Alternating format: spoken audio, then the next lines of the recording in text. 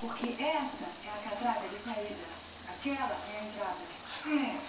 Então, eu acabei de inverter o sentido.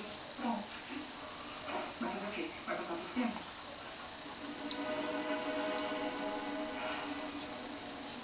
Essa história de ilha, sei lá o quê, isso aí não me convence, não. Se o Nima quisesse fugir, ele ia fazer de um jeito que ninguém descobrisse, não deixando carta para dizer onde ele está.